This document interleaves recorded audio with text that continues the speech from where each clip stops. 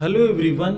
आज के लेक्चर में हम लोग डिस्कस करेंगे एंटीबायोटिक के मोड ऑफ एक्शन और उसके इफेक्ट के बारे में कि कौन सी एंटीबायोटिक बैक्टीरिया के किस ऑर्गेनल को इफेक्ट करती है, इनहिबिट करती है। ओके, तो जितनी भी एंटीबायोटिक है वो बैक्टीरिया अपने मीडियम में प्रोड्यूस करता है दूसरे बैक्टीरिया को किल करने के लिए। ओके, तो जितने भी माइक्रोब हैं वो अपने सराउंडिंग मीडियम में सेकेंडरी मेटाबोलाइट्स प्रोड्यूस करते हैं।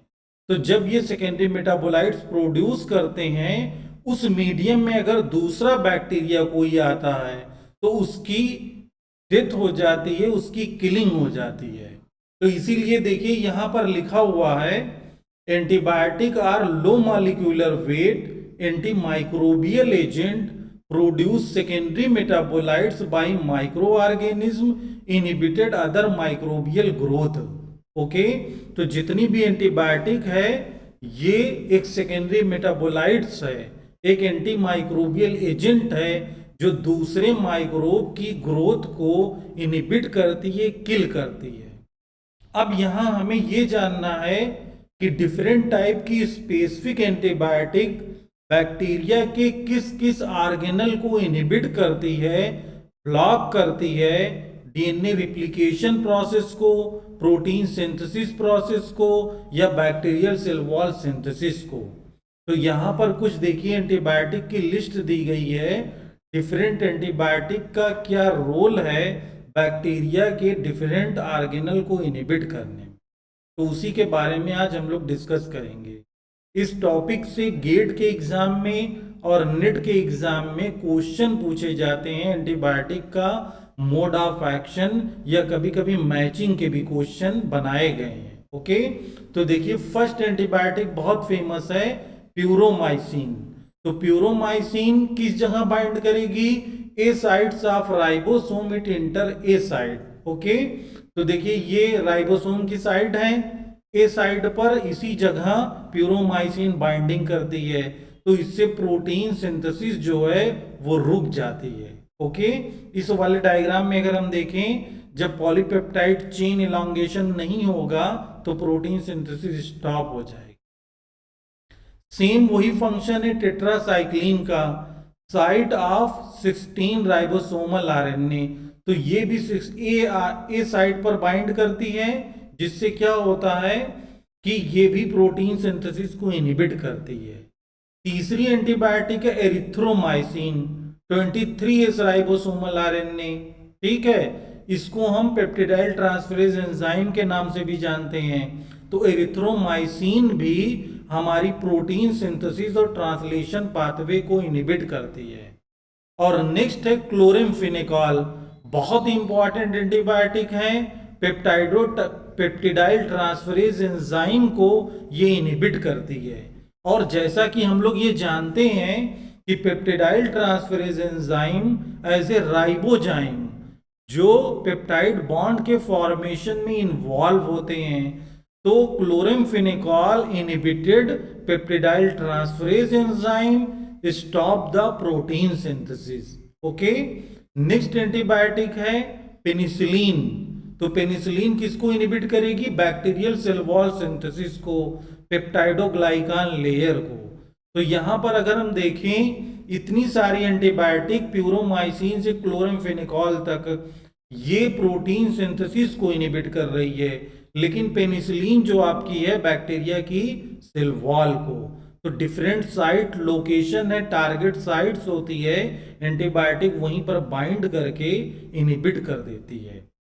ओके, अब हम थोड़ा सा जान लेते हैं ब्रॉड स्पेक्ट्रम और लो स्पेक्ट्रम एंटीबायोटिक के बारे में।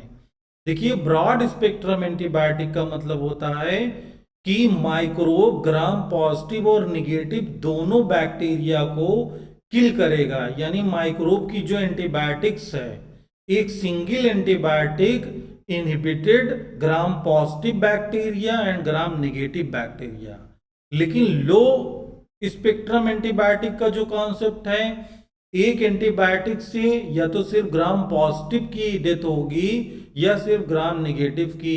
कभी कभी ऐसा होता है कि एक एंटीबायोटिक एक ही माइक्रोब के लिए स्पेसिफिक होती है, ऐसे बहुत सारी मार्केट में दवाएं अवेलेबल हैं, जैसे टीबी के केस में आइसोनियाजिड, इथम्ब्यूटाल, ये सब स्पेसिफिक हैं माइकोबैक्टीरियम ट्यूबरकुलोसिस के लिए। ओके, अब हम नेक्स्ट पे स्लाइड में बात करेंगे इसकी साइट्स की रियल लोकेशन के बारे में। देखिए इस डायग्राम में बहुत इजीली हम लोग समझ सकते हैं, ये डीएनए है आपका, आरएनए पॉलीमरेज को इनिफिट कौन सी एंटीबायोटिक कर रही है, रिफाम्पिन, बहुत ही फेमस एंटीबायोटिक है ये। ओके, फिर दूसरी डीएनए गायरेज, डीएनए रिप्लिकेशन को भी इनिबिट करती है कुछ एंटीबायोटिक, जैसे एक्टिनोमाइसिन डी। कई बार सी पार्ट में इस एंटीबायोटिक को दिया गया, इससे क्वेश्चन पूछा गया है, और बहुत सारे इंडिया के लाइफ साइंस के एग्जाम में एक्टिनोमाइसिन डी को पूछा गया, bind the DNA, damage the DNA. Okay, यानी इसका इंपैक्ट न्यूक्लिक एसिड पर है। Ciprofloxacin gyrase inhibit bacterial DNA, ठीक है, देखिए इसका भी वही काम है, गायरेज का यहाँ पे नाम देखिए दिया गया, ये डीएनए को इनहिबिट करती है, बैक्टीरियल डीएनए को। ओके, बाकी कुछ एंटीबायोटिक देखिए यहाँ पे लिस्ट दी गई है, 50S राइबोसोमल सब यूनिट को इनहिबिट करेगी और प्रोटीन सिंथेसिस को रोक देगी। कुछ एंटीबायोटिक है 30S सब यूनिट टेट्रासाइक्लिन को इनहिबिट करेगी, टेट्रासाइक्लिन इनहिबिट करेगी 30S राइबोसोम को।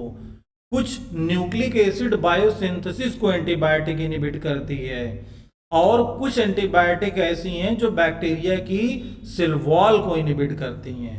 तो ये बहुत इंपॉर्टेंट टॉपिक है, बहुत इजी है, आप लोग एक जगह लिस्ट बना लीजिए कि कौन सी एंटीबायोटिक बैक्टीरिया के किस ऑर्गेनल को, किस प्रोसेस को रोकती है। ओके, तो इस तरीके से आपका एक भी क्वेश्चन गलत नहीं होगा और रिवीजन करना इजी हो जाएगा। तो ये बहुत इंपॉर्टेंट एंटीबायोटिक है, आप इसको इग्नोर मत करिएगा।